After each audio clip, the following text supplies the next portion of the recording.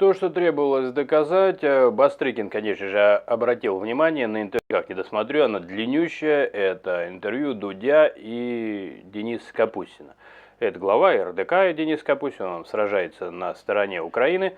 И новость такая, глава СК Бастрыкин поручил проверить интервью Дудя с командиром РДК Денисом Капустиным. Ну, то есть, да, довольно серьезный запускается процесс, как я понимаю. Кстати говоря, Дудь со своей стороны, обращаясь к людям, которые будут смотреть, он даже давал такую рекомендацию, если вы в доступе, там, куда могут дотянуться руки, ну, Бастрыкина в данном случае, не пишите хвалебных комментариев, то есть не восхищайтесь этим интервью, ну, потому что здесь очень серьезные статьи могут быть применены, так что вот где-то я со своей стороны перетранслирую это начало интервью, которое я уже посмотрел, но я еще не досмотрел до конца, так что выводов своих пока не делаю. В видеоролике высказываются положительные оценки запрещенным человеконенавистническим идеологиям. Имеются, ну, Дудь в своем духе говорит, поэтому он, вот то, что я досмотрел, где-то до середины досмотрел, он короче, у него нет привычки соглашаться со всем, что говорит его собеседник, поэтому здесь тогда надо, наверное, уточнять. Дудь, он раскручивает своего собеседника, он не является его сторонником. Дудь темы берет, на самом деле, я об этом много раз говорил. Мне не нравятся все те, кто со стороны России, со стороны Украины, когда они делают, например, диалоги, ну, я уж высказывался не раз, сидят два человека и поддакивают друг другу. Они единомышленники. На кой черт мне на них смотреть? Есть выражение: истина рождается в споре. Без спора невозможно. Я, может быть, да, какой-то человек, у которого там вот неправильные мысли. Вот такой диалог, он как раз может привести к пониманию, к той самой истине, что что-то хорошо, что-то плохо, да, то есть какие-то сделать выводы. Именно спор должен быть. И здесь спор присутствует, а поэтому однозначно высказаться в сторону обоих, например, что они высказывают человеконенавистнические идеологии, они спорят. И Дудь не соглашается с Капустиным, вот пока то, что я смотрю. Может быть, дальше вторую часть видео он вдруг сорвет с себя рубаху и кинется обниматься, но пока этого не произошло. Но, тем не менее, читаю дальше вот цитату. Это сообщение Следственного комитета. Человеконенавистническими идеологиями имеются признаки популяризации насильственных действий в отношении людей по национальному признаку. Ну, здесь правильно что сказано. Ну, кстати, вот еще раз, довольно ответственно отнеслись к тому, что надо изучить интервью. Пусть изучат, да, посмотрим. Даже интересно, какая будет реакция уже финальная. Потому что они, все-таки, еще раз, они занимают разную позицию по тем вопросам, которые обсуждаются в интервью.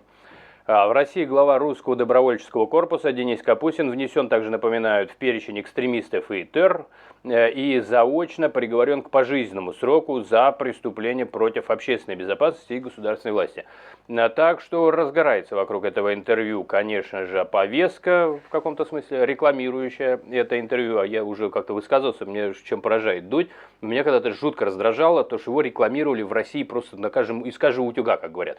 Везде была реклама Дудя, в метро заходишь, везде Дудь, он что-то рекламирует. Но на самом деле в России реклама так работает, честно, вот конкуренции нету чистой, свободного рынка. Поэтому уже это, кстати, Киркоров с собой доказал, его когда везде вырезали. Это очень важный пример.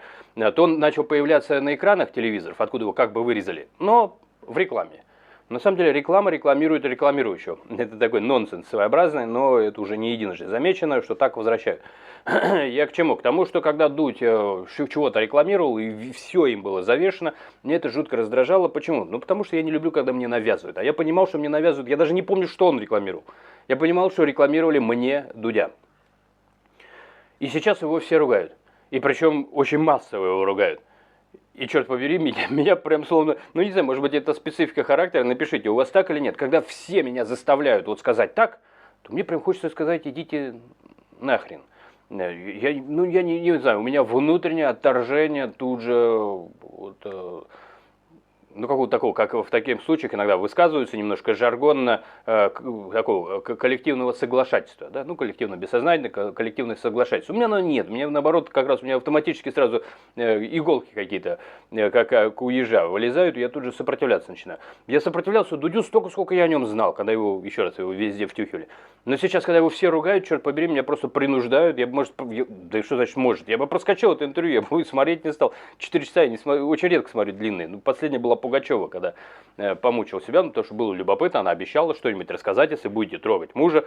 Там мужа уже затрогали до дыр, и она рассказала о том, что с Челобановым она мутила, потому что она бабища. Черт побери, я ради этого 4 часа своей жизни потратил.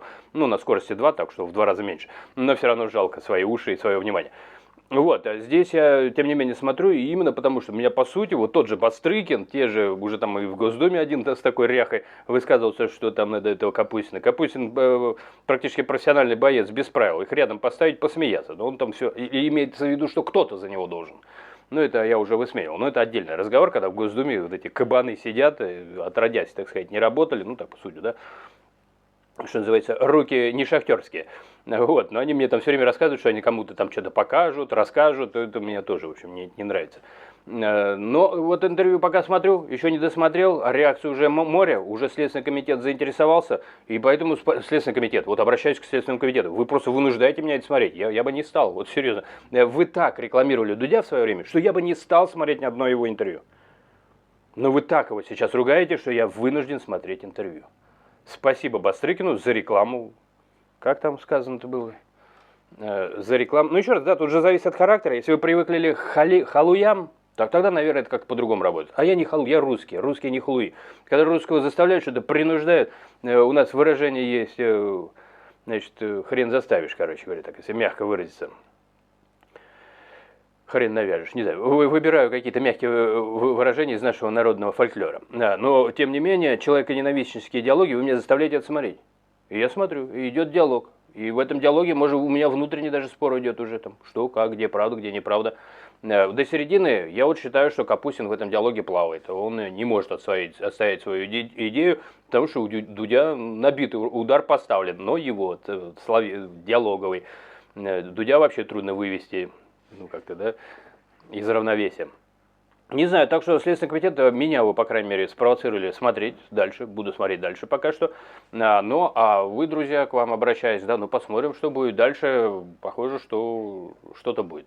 Пока что проверяют на вот эти факты данное интервью. Ну, наверное, вообще-то, по идее, с чего-то, да, то есть, если они не знают, что там эти факты, то на кой черт они это проверяют? Наверное, кто-то что-то написал, да, наверное, как вот этот, в Госдуме. Ну, лучше бы закон какой-нибудь написал, чтобы мы жили богато. Ну, наверное, может быть. И еще раз, я не знаю, кто там что написал, но если Следственный комитет проверяет, значит, он не знает. А раз не знает, то на кой хрен проверяет, значит, кто-то что-то написал. Ну, так, логика работает. Ну, у нас у русских вообще логика всегда работает. Мы вообще самые классные. Вот, так что, дорогие мои, разберемся, посмотрим, подождем. Пишите, что вы об этом думаете, потому что, ну, вот, на мой взгляд, еще раз, любопытное довольно-таки событие, который рекламирует в очередной раз и Дудя, и вот этого Капустина. Ну, Капустина прорекламировали, когда сказали, что он убит. Таким образом, нам напомнили про Волкова. Я-то думал, он же говорил, что за ним Путин вроде там гоняется, где там, по Литве или еще где-то, в Прибалтике где-то, да, за Волком. Путин с молотком же вроде гонялся. Видимо, не догнал. И поэтому Волков, либо наоборот, догнал. И Волков очень радовался, что Капустина убили. Я так напоминаю, что вот этот Капустин как раз тот, кого, значит, Волков радовался, что убили, но не убили, то есть этого не догнали с молотком, того не догнали еще с каким-то дроном.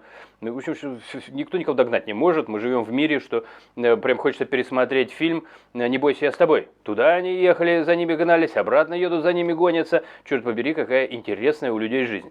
Так что следим за этой жизнью где-то пока что. Ну, вот, значит, не убитый он, живой, но дело заводит, и вот в чью сторону будет, пока непонятно, то ли Дудя, то ли, ну, в его сторону чего уже, он жена пожизненная, наверное, в сторону Дудя там что-то пытаются, да, там, может быть, готовят коечку на пожизненном рядом и для Дудя тоже, будут так долго, целую жизнь будут интервью продолжать. Слушайте, мне 4 много, слушайте, вы прекращайте, всю жизнь, если они будут интервью это вести, это ж мне всю жизнь тоже слушать придется, что ли? Это тоже так тяжеловато. Ну ладно, это уже ирония. На самом деле посмотрим, как будет дальше. Ситуация такая, то есть вот этот русский Денис дает интервью Дудю о том, как вот он, русский, защищает Украину. Как-то немножко, значит, вот, не знаю, не теряется ли здесь какая-то у вас логика. У меня пока что любопытство появляется. Увидимся, берегите себя.